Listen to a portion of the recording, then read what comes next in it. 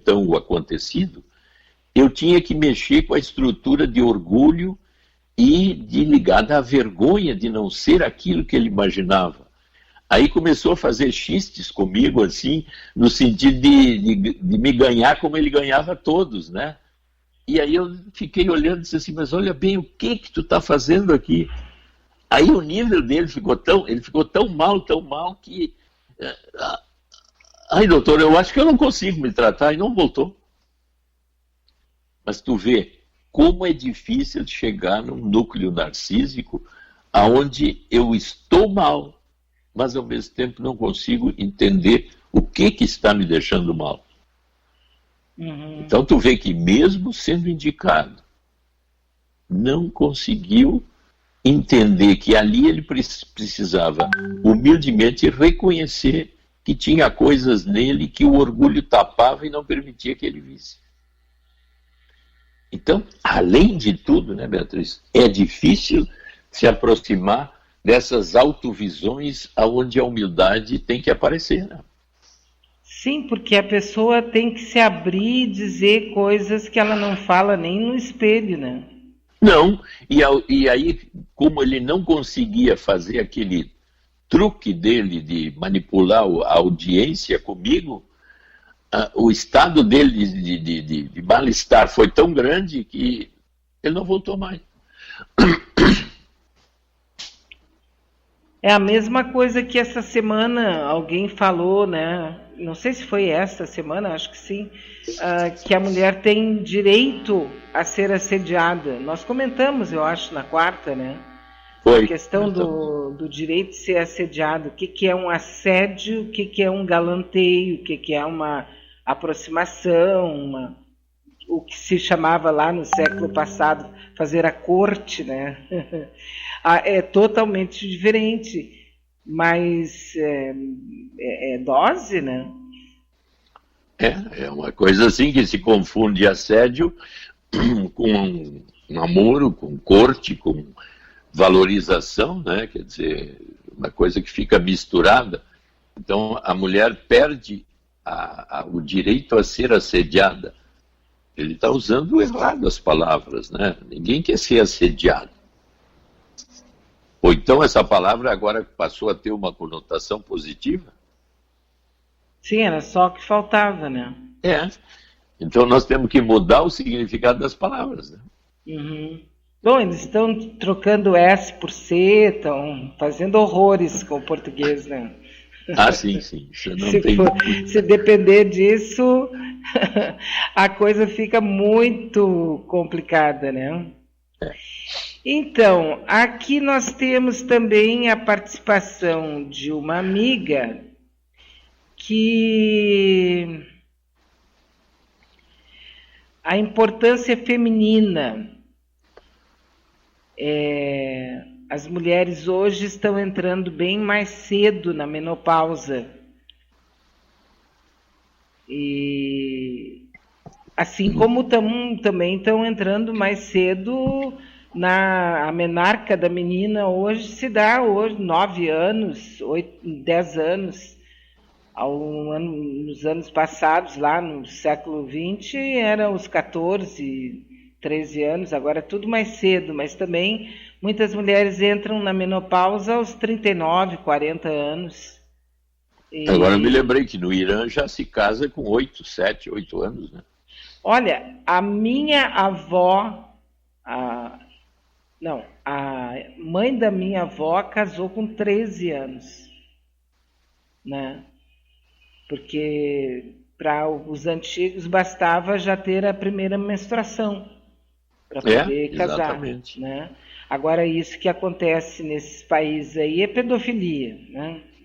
Isso, perfeito. Isso é pedofilia, daí não justifica de jeito nenhum. Mas assim,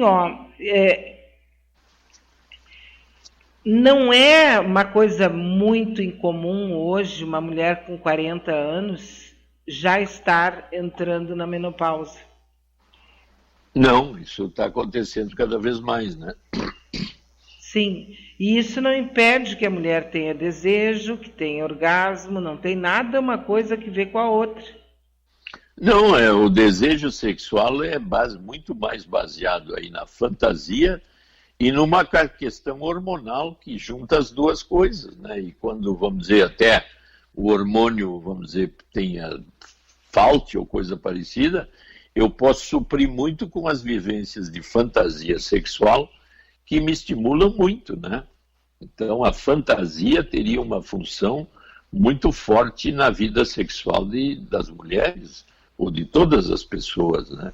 Independente até da quantidade maior ou menor de hormônios, porque os prazeres da sexualidade são os mais variados, né? Aquele livro 50 Tons de Cinza vendeu muitos milhões no mundo inteiro, né? Porque gera a possibilidade de tu lidar com as fantasias eróticas, sexuais, de todo tipo, né?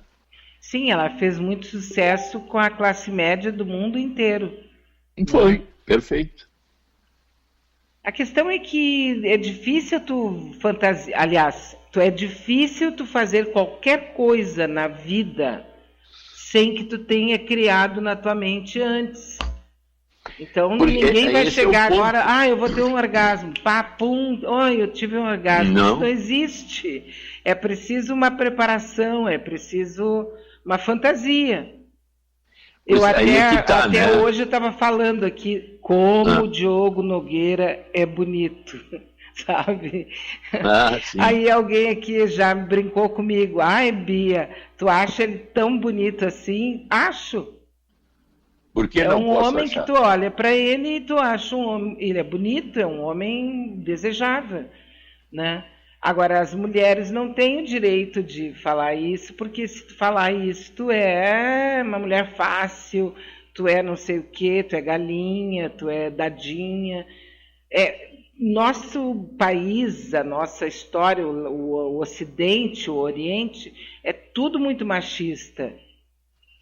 Não, é como se a mulher fosse um receptáculo. Ela não tem fantasias eróticas, não tem desejos. Não. Ela é um objeto de uso e abuso. Exatamente, ela está ali. Quem é? Eu acho que era o Senhorzinho. Tinha uma novela que ela perguntava, tu vai me usar hoje? Uma coisa assim, ou ele dizia... aquele o Senhorzinho Malta, né? Eu vou te usar hoje. Eu tinha um personagem que fazia esse tipo de afirmação, assim, bem machista, né? Hoje eu vou te usar, não me lembro quem é, mas eu sei que fez sucesso. Nós tipo temos... assim, querido, tu vai me usar hoje? Então eu vou lavar só os pés, né? Isso é uma piada bem antiguinha. Bom, nós temos aqui a nossa amiga Vera nos mandando uma mensagem. Vamos ouvir. Oi, bom dia. Bom dia a todos. Bom dia, doutora Maia, Bia. Eu havia mandado no outro dia um áudio perguntando, eu acho que não viram, perguntando sobre uma experiência que eu tive no falecimento do meu marido. A gente estava morando na praia, ele gostava lá da casa da praia, queria ir, eu fui. Aí ficamos lá 1 ano e 8 meses, 9 meses, quase 2 anos. Ele adorava, não queria mais voltar para Porto Alegre. Então eu tinha que resolver os problemas, ele também não gostava de dirigir, então eu sempre vinha para Porto Alegre resolver problemas, pagar alguma coisa que precisasse, fazer exame, alguma coisa.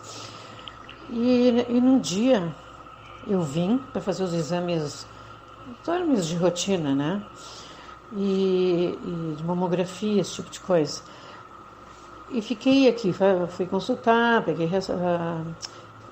as requisições, fui fazer os exames e tal, todo dia falando com ele, de manhã, de tarde, de noite, para saber se estava tudo bem. Nós temos amigos lá, que estavam sempre lá também. E num dia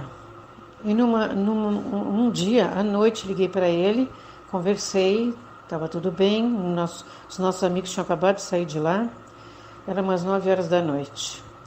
Aí fui dormir, depois mais tarde, 11h30, fui me deitar, porque no fim de semana eu já ia voltar. Aí acordei, eu não sei que horas eram, eu tenho a impressão que eram umas 11, 11h30, eu acordei com uma névoa tomando conta de uma parte do quarto, uma névoa amarelada. E uma coisa muito estranha, e eu me assustei, levantei, acendi a luz e aquilo se dissipou, sumiu. Daí eu até deixei a luz acesa, porque eu me assustei com aquilo. No outro dia, eu fui levar meus exames. Como a minha médica é aqui perto da minha casa, eu vou caminhando e não levei o meu celular. Só levei o cartão da Unimed. Só fui caminhando. Aí ninguém me achava.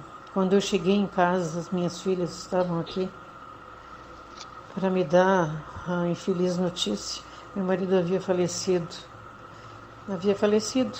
Provavelmente naquele horário, eu acredito que naquele horário que eu vi aquela névoa amarelada, eu tenho certeza que foi a hora que ele partiu.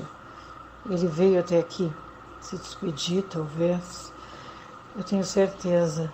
Mas é uma coisa, né, que a gente não entende. Eu já li tanto sobre espiritismo e tudo, mas não tem explicação, né? Obrigada. É uma experiência inesquecível, né? Isso se chama as chamadas experiências extrasensoriais, né?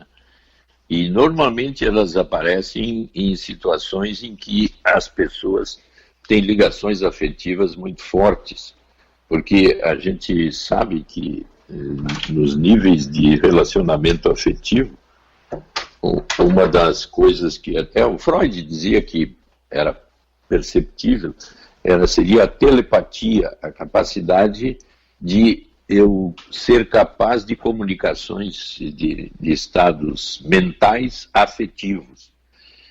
Então, as experiências, se tu for ver assim, experiências extrasensoriais desse tipo, e isso até é estudado, a Universidade de Duke, nos Estados Unidos, tem experiências interessantíssimas sobre isso, em que é possível eu ter percepções, por isso extrasensoriais, que são fora dos sentidos, porque aquela névoa que aparecia ali para ela era uma vivência interna projetada no exterior como uma espécie de alucinação. Mas seria a comunicação daquele momento intenso, provavelmente vivido por ele na hora da morte. E quando eu morro, ou tenho essas vivências de catástrofe pessoal, geralmente eu me aproximo muito daqueles que eu amo, na vivência última, na vivência maior. Então, essas vivências de experiências desse tipo são extraordinárias. Até hoje em dia, por exemplo, tem essas manifestações de vivências que agora se fala muito, e até tem certas clínicas nos Estados Unidos, ou salas cirúrgicas, porque é muito comum, depois que eu sofro uma batida na cabeça ou uma cirurgia, eu depois ter uma memória de que eu estava parado olhando o meu corpo na mesa cirúrgica. Sim. Ou que num acidente de carro eu estava olhando o meu corpo caído inconsciente.